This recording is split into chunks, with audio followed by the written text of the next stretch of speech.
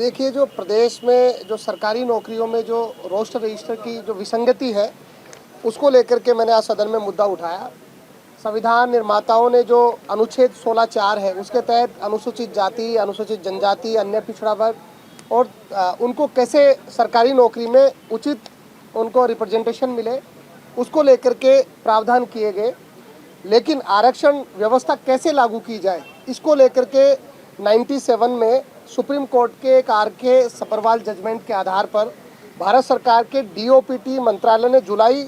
1997 को roster register बनाने के लिए नियम बनाए। मैं आपको बताना चाहता हूं कि रोस्टर एक विधि है जिसके तहत नौकरी में आरक्षण लागू होता है, लेकिन उसको नियमानुसार उसको लागू नहीं किया जा रहा, उसमें बेईमानी की जा रही है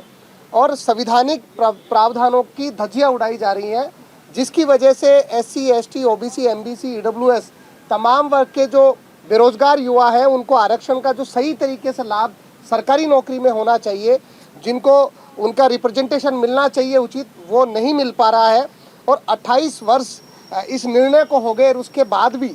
अभी तो बहुत सारे विभाग, ज़्यादातर विभाग ऐसे हैं जिनमें रोस्टर रजिस्टर भी नहीं बना हुआ है।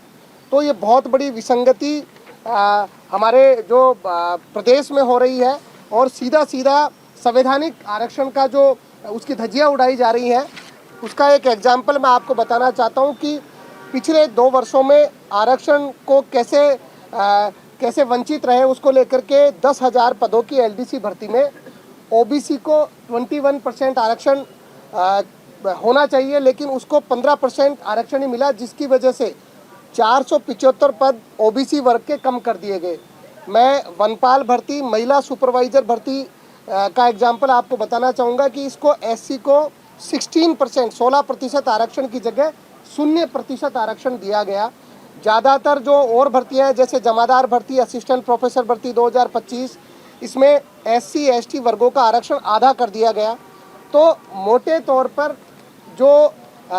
मूल भावना थी आरक्षण की, उसके साथ छेड़छाड़ किया जा रहा है और ये सरकार द्वारा संस्थागत अन्याय है। इसको लेकर के मैंने आज सदन में आवाज़ उठाई और रोस्टर रजिस्टर की पालना हो,